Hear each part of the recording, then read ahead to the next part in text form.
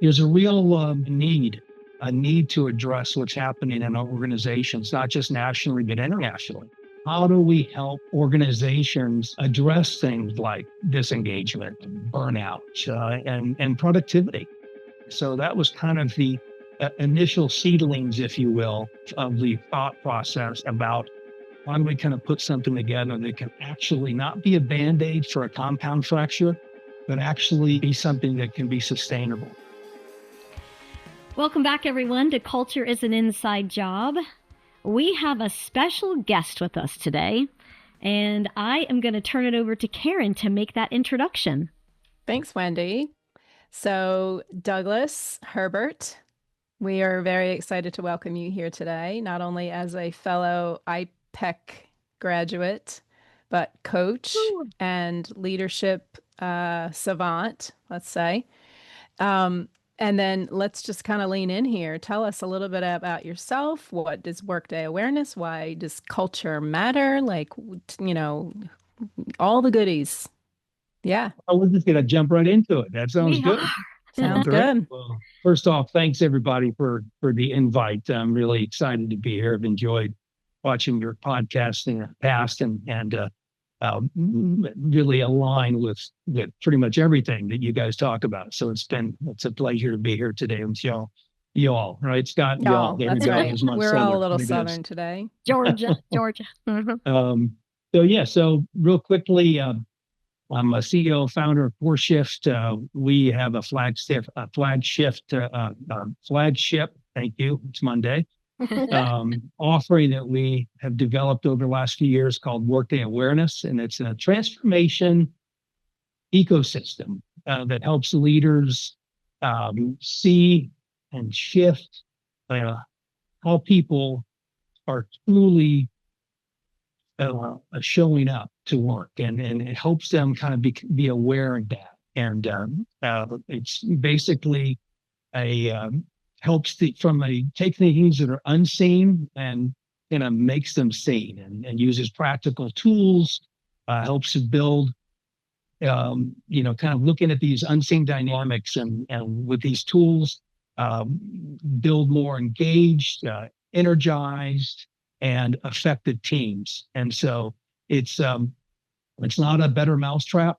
It's a whole new thing. It's a whole new way to look at how do we help organizations address things like disengagement, burnout, and productivity. And so that's and that came from really several years. And you mentioned a moment ago, IPEC. That was one of the moments of clarity when I was first introduced to energy, and how that kind of energy from a personal perspective, and that kind of intersected with when I was brought up. Both of my folks were social workers, and so I was around so much of what I later found out to be was Adlerian psychology. And so we kind of had that intersection when I learned about energy, personal energy, through IPEC, and my experiences that shaped me when I was younger. And then through my 2.5 decades or so of corporate work, all kind of came together, and I was seeing how, wait a minute, there's certainly an opportunity here, because there's a real a need that I think we can all agree, hence your podcast, a need to address what's happening in our organizations, not just nationally, but internationally. And so I kind of looked at these variables and kind of put them all together and said, well, look at what's working today, what's not working, and what do we think that we see a gap here. And so that was kind of the initial seedlings, if you will, of the thought process about how do we kind of put something together that can actually not be a band-aid for a compound fracture, but actually, be something that can be sustainable. And so that was the kind of the birth, if you will, of the Workday Awareness, where we are in this journey right now. Thanks for sharing. I've really enjoyed working with you specifically on the development of this, and really kind of getting it to that place of launching. In the meantime, you've also written a book. And in this book, I liken it to The Five Dysfunctions of a Team by Patrick Lencioni. One of our favorites, obviously from a leadership perspective. And yours is very similar in that it has like that fable-like feel to it. It's very easy to read. It's easy to get into the story and understand the dysfunction pretty much right away and how the transition happens. Speak to us about your like what would our listeners here want to know about this book and for them to go pick this book up? What would inspire them to want to understand what you've got Yeah. here in this little Yeah, gem? terrific. Thank you. Yeah, it's a little book. It's about an hour or so. It can take to read through it the first time. It's called The Workday Revolution. Well, I don't know. That depends on how well It people depends read. on how well. Took That's true. Good point. Fair point. a couple Fair days more point. than an hour. But yeah, it really, the intent was to help, help put together something that is a practical application of Workday awareness to basically help readers, whether you're a business coach, a business consultant, an HR leader, or an employee who is just trying to, kind of look at a different way. How do we engage in work? How do I show up to work every day? Why am I not happy at work? Why is this just not fulfilling?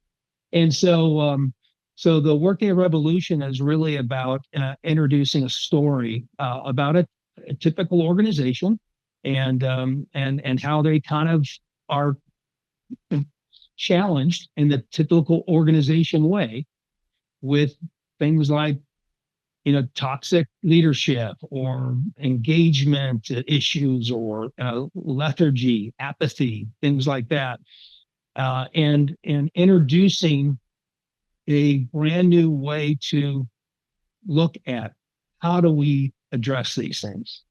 And so the book takes the reader on a story of an individual who hears about it and kind of slowly starts to ask the right questions. Curiosity, right?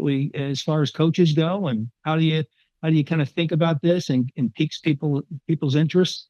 And so you are taken through this story about this journey of this person seeing the value and slowly but surely kind of putting the toe in the water. And then as you get to the end of the book, you realize how this can actually help create transformation in an organization through one, two, three, 4, 5 steps along the way. So let's go back to the word this. What is this? What is the this that helps transformation? Awareness. Mm-hmm. I think awareness, and as you know, Karen, one of the WDA's core principles, the first one is awareness leads to change. Can't know what you don't know, right? And know what you don't know. And I think to underscore awareness, but I think more importantly, it's awareness without judgment leads to change, because the right kind of change that we're looking for, because this is the challenge that we have to, in organizations today, we've had decades of conditioning on how people think that we're supposed to address this. Mm-hmm. We're supposed to address dysfunction in organizations, address disengagement, things like that, right? Mm-hmm. And so that's part of the awareness, is to help see how do we unwind some of this stuff, because that's one of the big challenges I see, is that organizations spend billions and billions and billions of dollars a year trying to address productivity, disengagement, and guess what? I hate to use the old, what's the definition of insanity, but I think it's pretty appropriate. Yeah. Scott. Oh, sorry. Go ahead. No, but I think that's where I guess this is it's kind of that's a powerful word when we're trying to unpack what we're trying to achieve when it comes to what we all do, which is looking to help make organizations and workplaces better for everybody.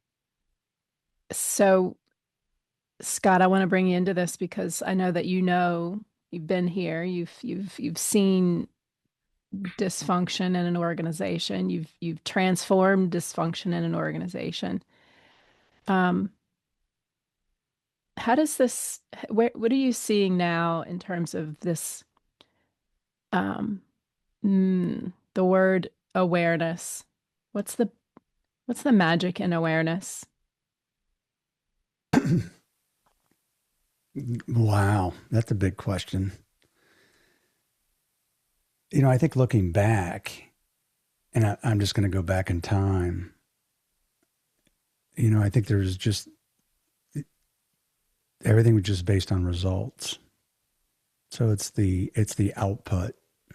So what's the exhaust? What's the exhaust of this machine? And, you know, without much regard to the consequences. And I think today there's a little more empathy in regards to how are we behaving, and how is that output happening inside of the organization.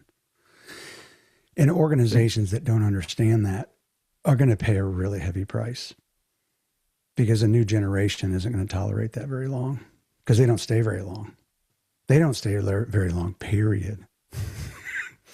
For loyalty is different. Yeah, for a host of reasons.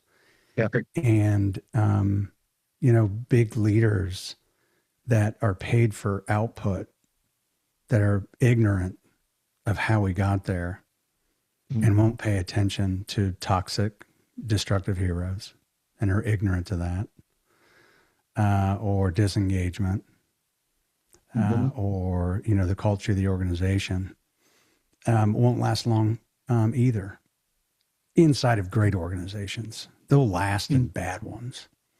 And there's a lot of bad ones. They'll survive there for sure. Why? And you know, fortunately, it's I think our culture is evolving. I think it's changing. I think the heart of people, I think it is.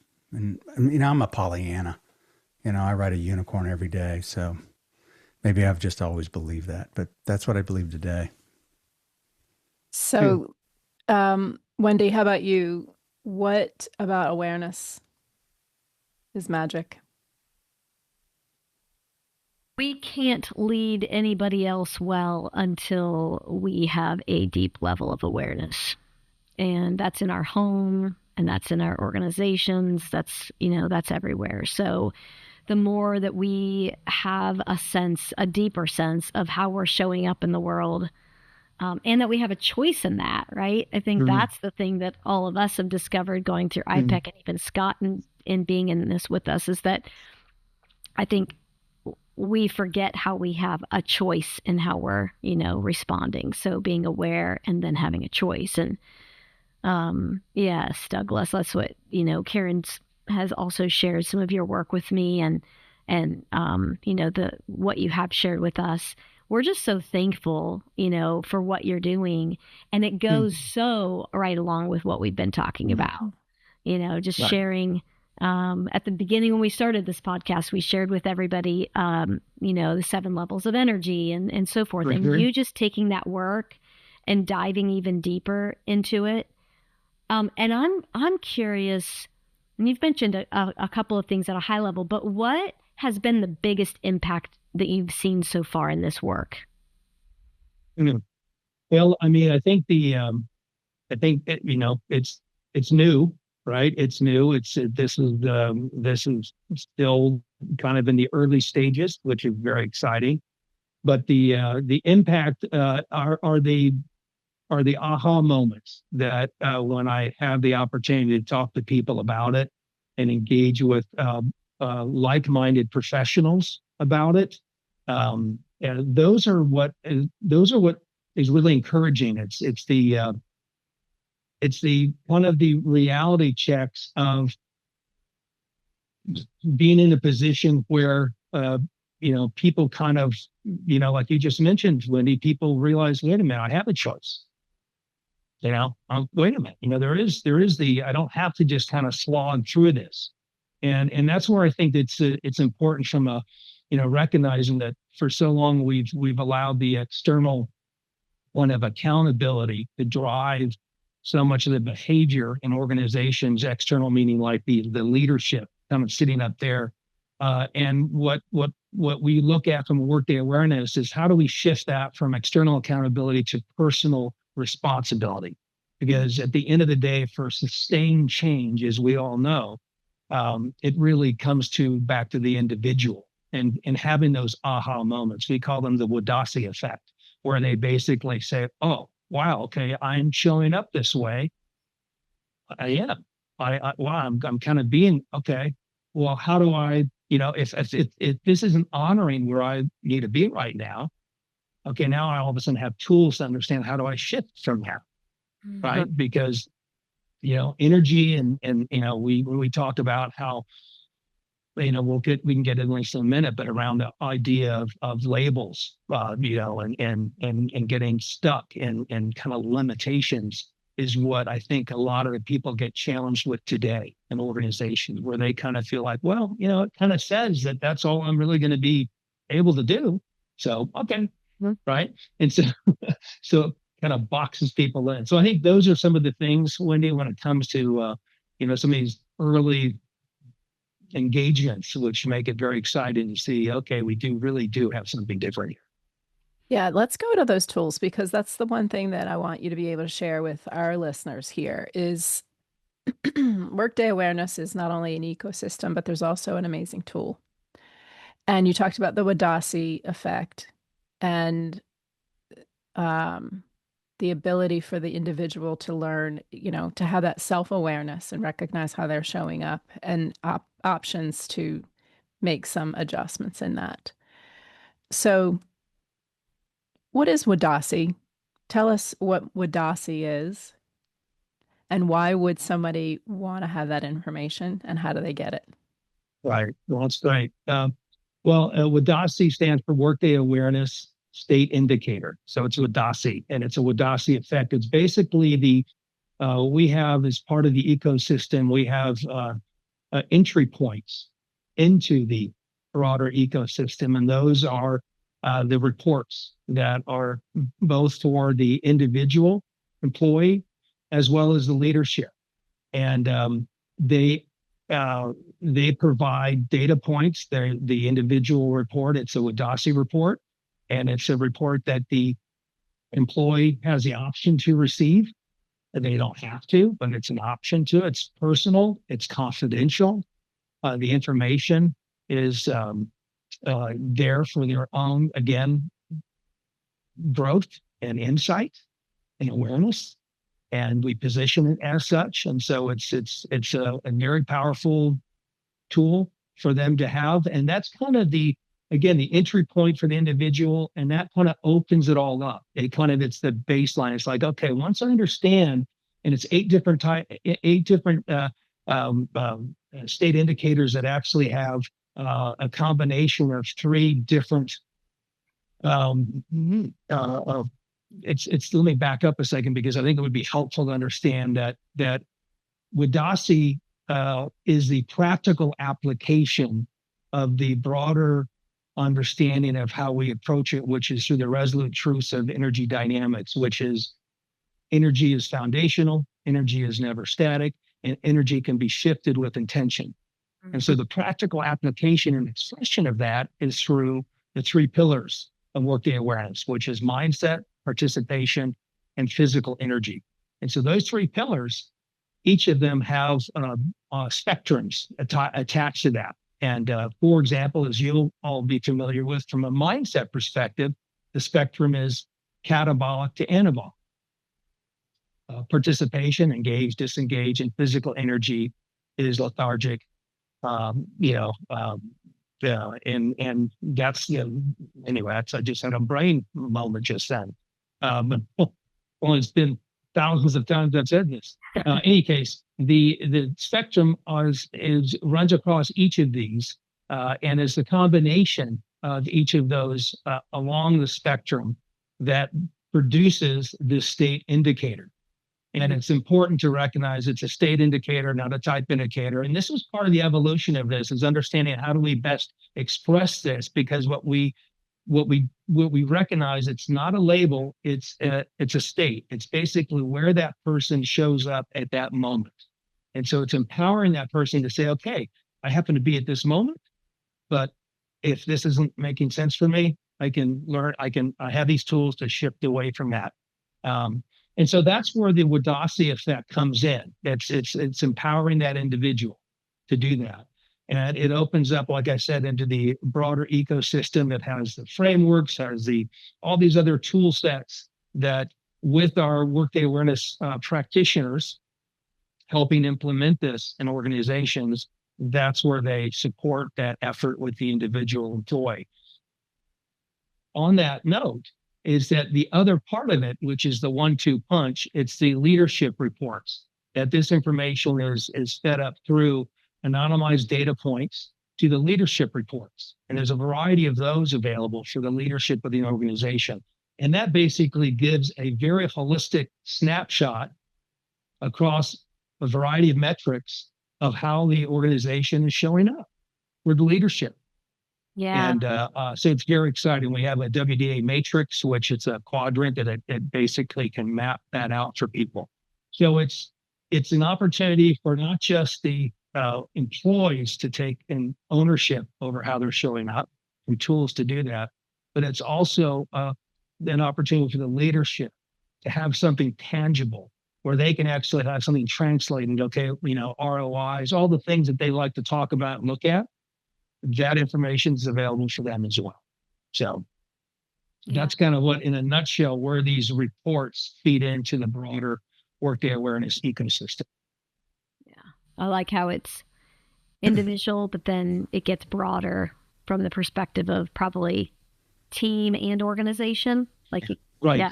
Yeah. It can be looked at individual, team, organization. There's a variety of ways to look at it based on the structure of the organization, how flat, how many levels of hierarchy they're involved. So it's a variety of ways that the organizations can look at it.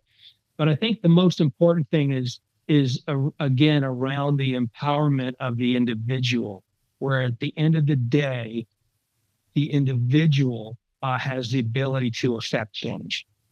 Which goes back to why we were talking about awareness, right? Like what that means and the importance of it, of a person, because I'll use the word power, but the power that holds, right? The impact that can have when just one person is aware.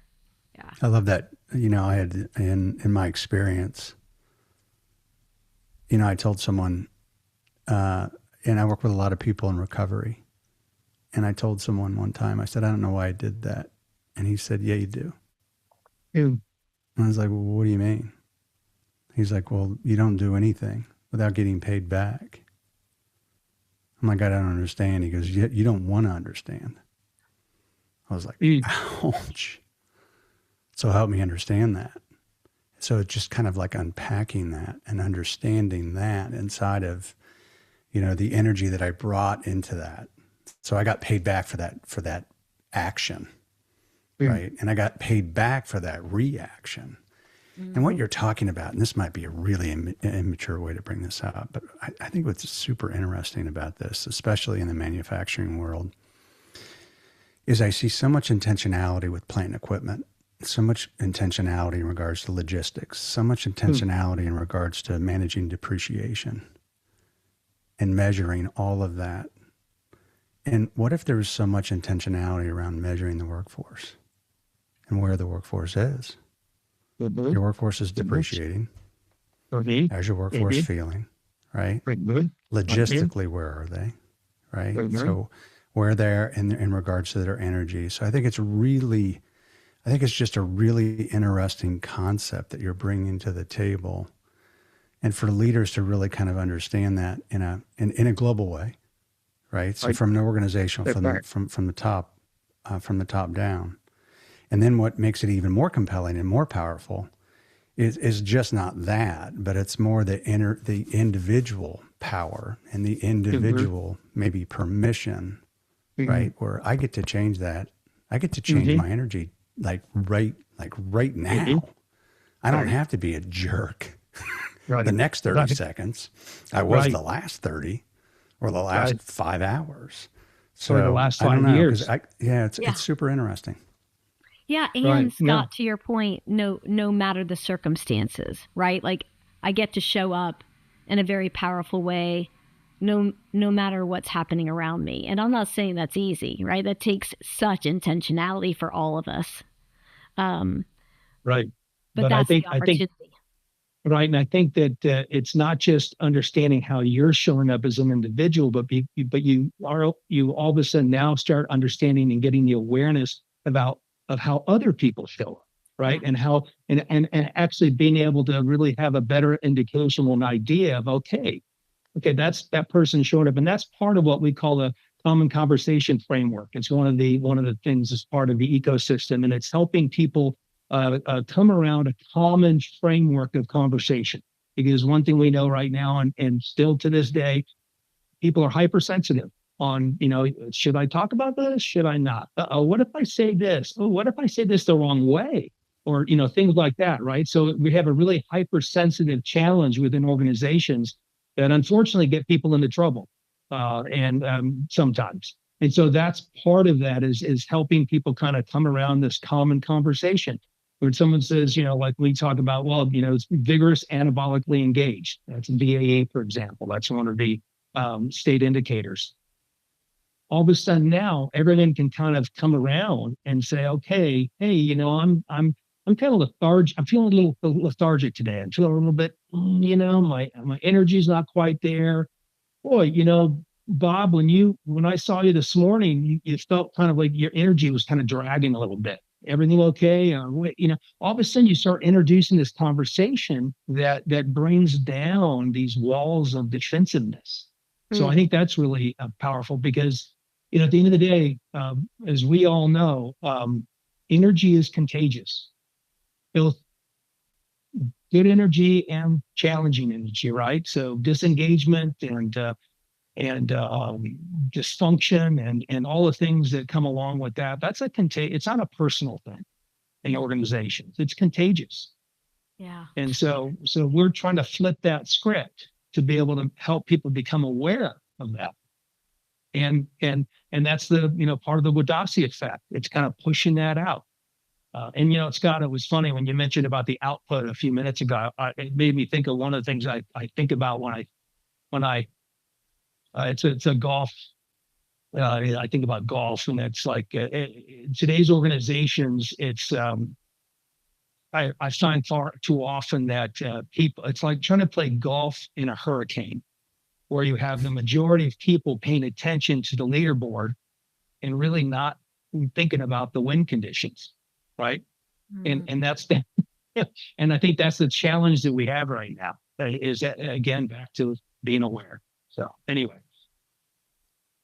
Yeah. Douglas, walk us through an individual, like let's say let's say the organization has brought Workday awareness into the organization, and there's a leader and their team, and the leader might have some interest in assessing the individuals on this team. Walk us through the process and what's expected once that report is generated, and the process from there in terms of any coaching and then reassessing and things like that. Yeah, it's well, practically speaking, there has to be information that's input initially, right, to get things going, and that's where the individual employees participate in an online. Basically, it's 101 statements or questions that they go through, and it covers a variety of categories that we want to address when it comes to what we're looking to become aware about, and what we want the organization and the individual to become aware about. Once that information is put in, and if the employee chooses to have their own personal report sent to them, it gets sent to them. Now, one of the key things to keep in mind is that one of the differences is we would not send the report to the whether it's the Workday Awareness practitioner or the manager or the leader. The report goes directly to the employee. It's their information. It's their, and it's so whether they choose to share that or not, it's up to them.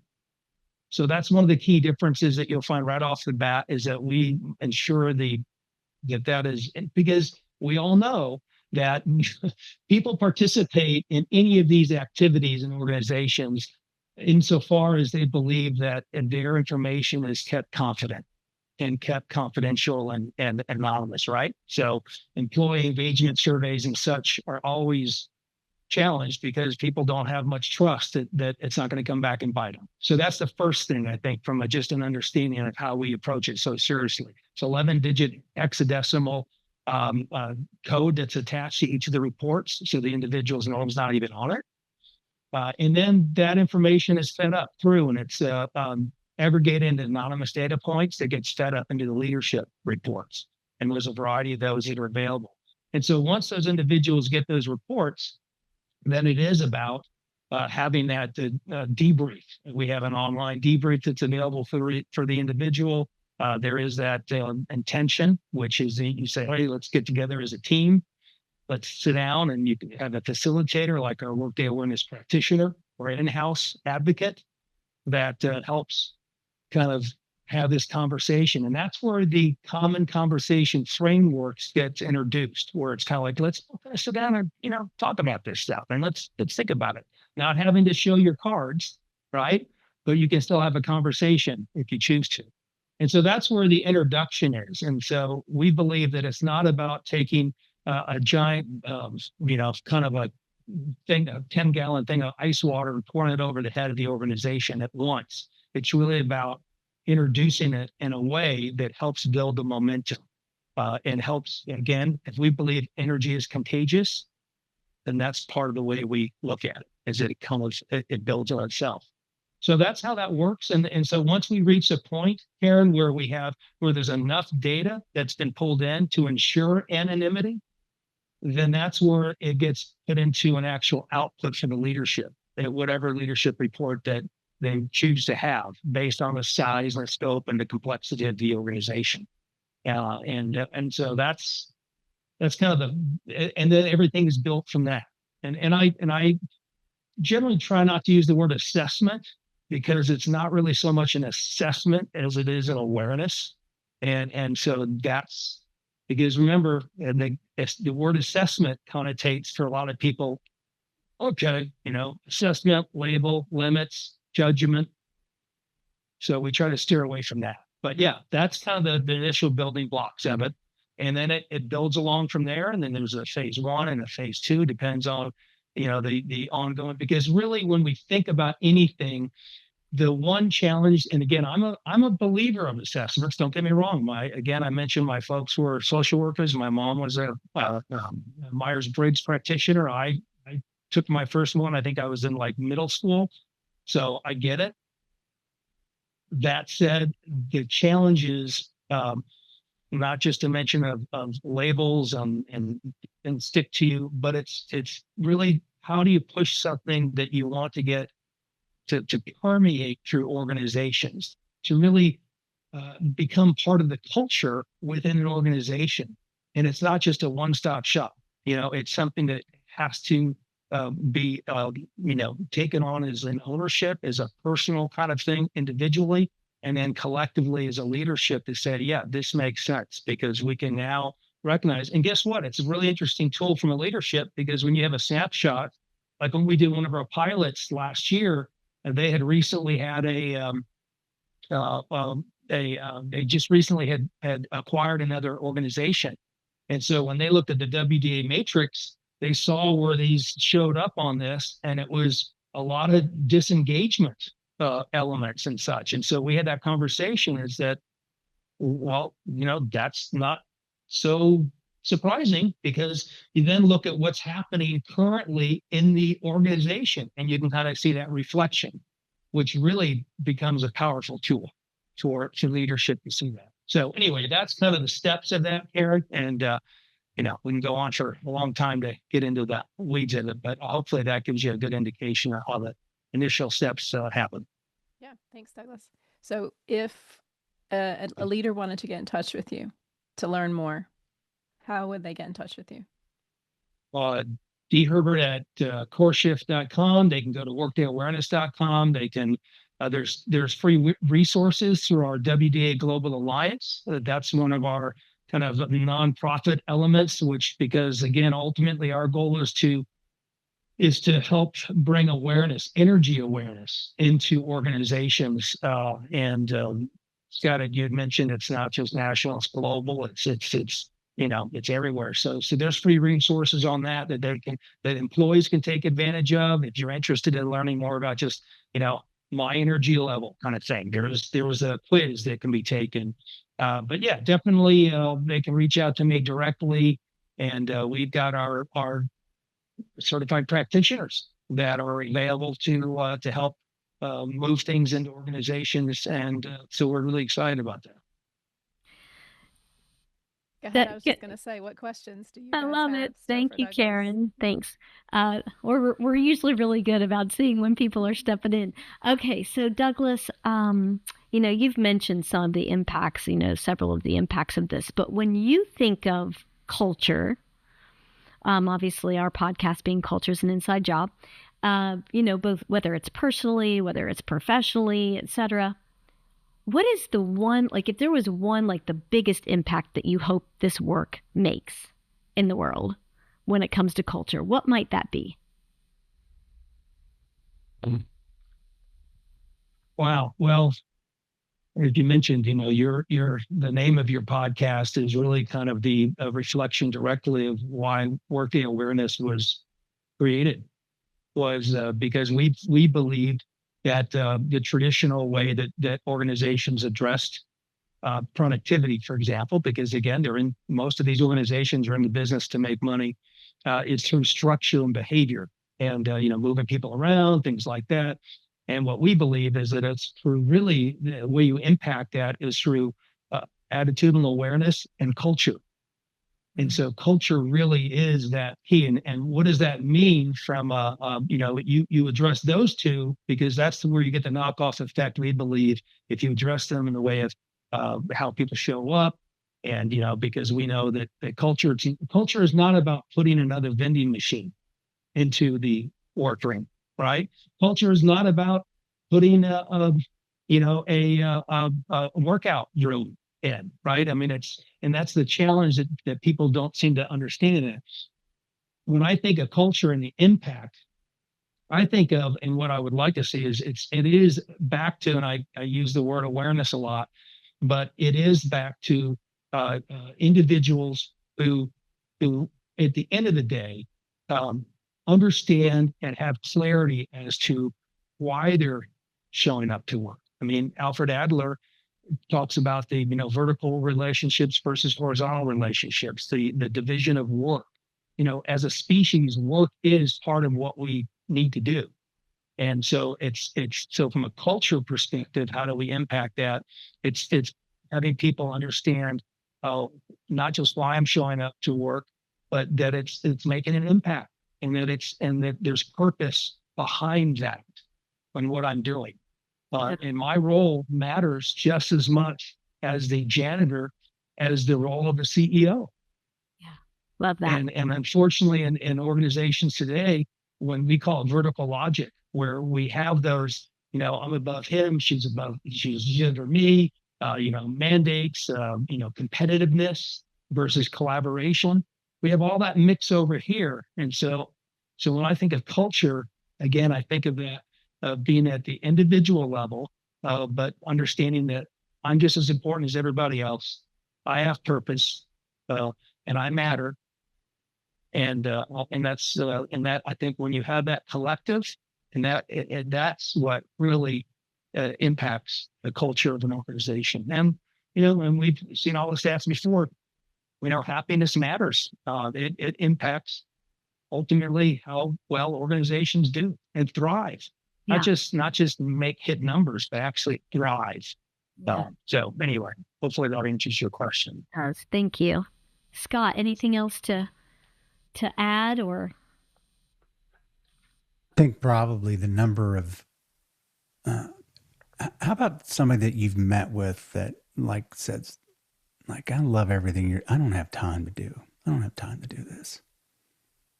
Like, what do you say to them? Well, if you have about 8 minutes, which is what it takes to get the ball rolling, and for someone who doesn't have 8 minutes, I then question their time management, or I question that I didn't do a good enough job understanding that they have something there that can be impacted by what we're doing. So, yeah, I think one of the things too is, I don't know, and I've just encouraged a lot of leaders, including, the work's always going to get done if you spend time with the people. But if you sit behind your desk and that's you right. sit there with your door locked or shut, and you just hoard it up with your C-suite, then good luck. But just spend time with the people. And it's actually, it is not rocket science. It's not that complicated. But for some strange reason, a lot of us want to make it really, really complicated. Well, I think that's a great point. I wrote an article recently in our Energy Shift newsletters, and talked about just that, about the challenge that the leadership has, and I think part of it too, Scott, is that it's a condition. It's you're taught. It's a learned behavior for a lot of leaders. It's kind of how it was done, so this is how we do it, kind of stuff, and it's kind of passed along almost. But it's that reality that vulnerability is a key element of true leadership, and to be able to recognize that you don't have to always be polishing something to the point of perfection. It's really about presence. To your point about being able to say, "Look, I'm here, I'm available," and I think so. I would certainly agree with you that that's one of the challenges that because it's safe for a lot of leaders. It's safe to be locked in behind a door, right? Because as we all know, people put on big faces, and a lot of people that have these big faces, particularly the toxic ones, are unfortunately really themselves fairly insecure in how they engage with people. So that's my experience. Excuse me, my dad had somebody that, so funny, this guy called them, and his boss had told him to tell my dad something. And my dad was like, "That's fantastic. So why don't you have," I'm not going to say any names, "but why don't you have so-and-so just call me and tell him himself." And he said, "I don't think he's going to do that." And he goes, "I didn't think he's going to do that either, but we'll do that when he calls me. So I got to go." It was just like the cowardness of just the willingness just to have a tough conversation is Yeah. And it's just so true. And I think the challenge too is that it wasn't as if things happened all of a sudden. It's that buildup, right? Over weeks, in some cases, entire careers of people unwilling to step out, and then things harden, and it gets more and more challenging. And so that's part of I think the breakthrough, and as we think about as you mentioned before, the next generations that come up, the obvious unique challenges that they have coming into the workforce. I think one of the benefits of the internet and social media is people can come in, I think, in some ways with almost too much information that helps kind of give them a perspective of, okay, I've been an intern for 2 weeks. It's time for me to be CEO, right? So it works both ways, but I think that's where it's really interesting, is to see how do we show the value for those leaders that do have the door closed, that do operate in silos, that do sit with the C-suite and believe that's really everyone else is kind of expendable to what they think about and how they work and operate. And how do we break through that kind of how do we get over that moat, if you will, it's been put in and water's flow. And I think that's part of where for me, at least, as I look at workday awareness, it's about, it's the individuals. It's that contagious energy that is seen building up. And it's like all of a sudden, okay, things are happening. So you don't have to look at the leadership to be the ones that make change in organizations. Mm-hmm. Yeah. Douglas, when we wrap up all of our episodes, we ask the question, we ask our listeners to go inside. And so what we mean by that is, we ask them to go inside to reflect on what they just heard today. And, we're asking them to be intentional about something. So as you think about that, what would you ask our listeners, especially those who are leading organizations and teams and so forth, what would you ask them to go inside about and be intentional about around this work? I would say that the taking the time to understand how they personally are showing up to work every day, how they are approaching it, or how they're how they engage with their colleagues, how they take care of themselves. Are they out till 3 a.m. the night before and then show up to work? And then kind of just, from a standpoint of again, back to awareness, really just being able to pause and say, okay, is this honoring how I think am I honoring my time that I spend doing this? Because at the end of the day, other than sleeping, this is the most that all of us spend the most time we do anything else, including being with our families, is being at work. And so I think it's important to treat that with as much intention and insight as we do anything else in our life. Because I'm a firm believer that work doesn't just stop when you leave work. Your attitudes and how you think about stuff, our life is our life. I mean, and everything bleeds over to everything else.